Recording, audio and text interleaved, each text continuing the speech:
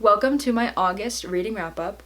This is spoiler-free. You would maybe look at this lineup and be like, are you okay? I read a minimum of 5 let out of breath I didn't realize I was holding lines, so there's that. I started August off with Hell Followed With Us by Andrew Joseph White. This book, if I had read when I was in like middle or early high school, I think it would have been groundbreaking for me. The amount of religious lore that I think you do kind of have to be aware of going into something like this caused me, with my lack of, to do double time in the world building. So I did feel like I was struggling to keep up with like what the rules are in this post-apocalyptic evangelical world. But there is so much LGBTQIA plus representation in this book. My one real gripe was that I feel like we were just meeting all of these really cool characters that had so much potential, but we didn't really get to know many of them. So I know that this book is doing, like, let's say the Lord's work for a lot of younger readers out there right now, and it is filling a space that is very much empty in our reading options, but I think I'm just a little bit too late on it, and I am glad that it exists now for those who I know are loving it. The book club that I'm in read 19 Minutes by Jodi Picoult, and let me tell you, I've never read a Jodi Picoult book before, but I never need to read another one. This was an excruciatingly long 450 pages. It follows students, parents, and other people within the town following a school shooting at the local high school. This book is written for 45-year-old women. So maybe if I had saved this, if I had just let this cook on the bookshelf until I turned 45, I would have identified with the main character that I think you're supposed to be resonating with. I think another thing that's maybe a little bit of a hot take about this is, like, I don't need to read a 450-page book about the reality of school shootings when, like, I'm young enough to have grown up with so much school shootings in the headlines. Like, I didn't need this 450 pages. I remember every single one. This is probably a classic case of like a grab bag author who wants to take hot topics and suck all of the details out of them and present them on a platter to women in book clubs. Like, I think that's this. And that's fine. It's just, I'm not that kind of woman. Yet. Give me 20 more years, I guess. I knew I had to redeem myself and pick something that I knew I would really, really like. So I finally got In the Dream House by Carmen Machado. This memoir outlines the abusive relationship of the author, Carmen, and an ex-girlfriend. And it is told in such a unique form, progressively through different focuses on literary tropes. So each chapter, if you will, is a new piece of the story as told in a sci-fi world, or as told in a poem, or as told in a choose your own adventure, or as told in a grocery list. Just very different approaches to getting this experience on paper. And the way that reads is so genius, because I've got up here, 7 absolute favorite ones.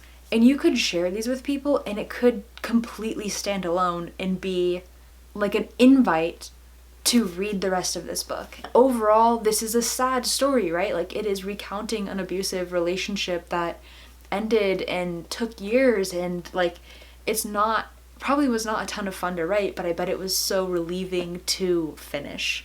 And that's kind of what reading it felt like. But I think I could read more stuff by Carmen all day, any day. Like, please, serve it up. Next up is Remarkably Bright Creatures by Shelby Van Pelt. This book I purchased in the midst of my TikTok octopus obsession. There's this family with this kid, and he wanted an octopus so bad, and then they got him an octopus, but then the octopus had a bunch of babies, and then they had all these octopi, and they had to, like, frantically call all these local, like, schools and aquariums and zoos and whatnot to try to, like, offload all of these octopi onto, because it's too taxing of a pet to have 50 of, like, reasonably so. And then the octopus ended up dying, and it was just this whole thing. Whatever. This book is about an older woman who works maintenance and cleaning at a local aquarium. The book is very Pacific Northwest based, and she's really befriended the octopus, and so she looks forward to her shift every night and getting to, like, communicate and just kind of chat and explain her life and live her life with this guy. And you get to know him. You've got chapters that are from the octopus's perspective. And so then on the other hand of the story, you've got kind of like a younger life. You've got a guy in his 30s who's looking for his like long lost father that he never knew about. And he comes up to that town. He takes on a job at the aquarium and she starts training him, and he starts to come to the realization of how special this octopus is. And it's kind of just this small town story journey.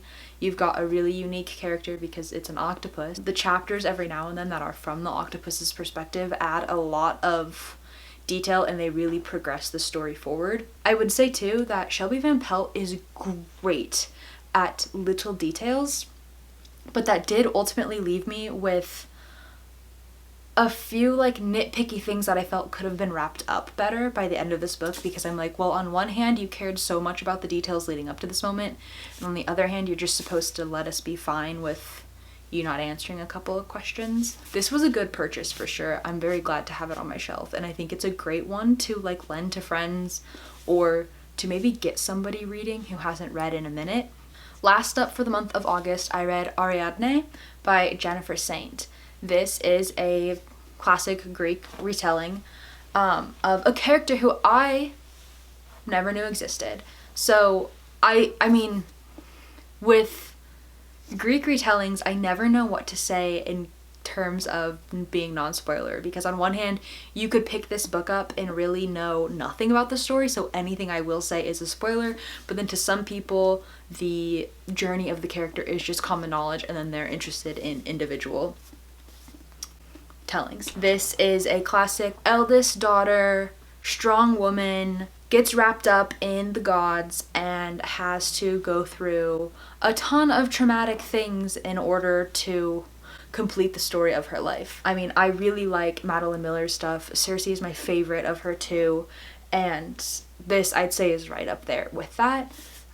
What is interesting is that Dionysius is a really big character in this story. I've only ever seen him as like an old grumbly drunk, but he's just like this young, mostly charming golden god, and he's very caring, and I don't know if that's just like Percy Jackson in my head, but yeah, like it was a kind of an interesting take on him that I'd never had before.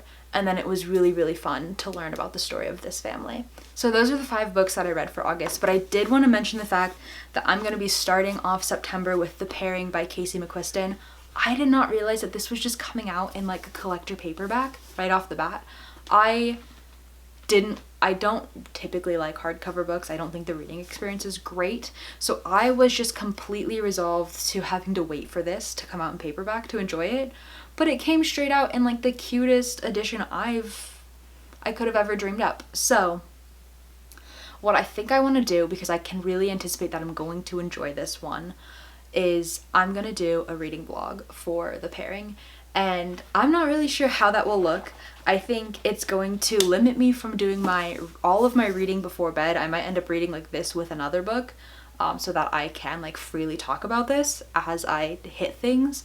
But overall, I am like huge fan of Red, White, and Royal Blue, and then I thought that One Last Stop was great, but it just wasn't as thrilling to me as Red, White, and Royal Blue was. So I'm expecting this to hit somewhere in the middle, because it just seems like such an exciting, moving plot. I think it's going to be a lot of fun, so look for that video.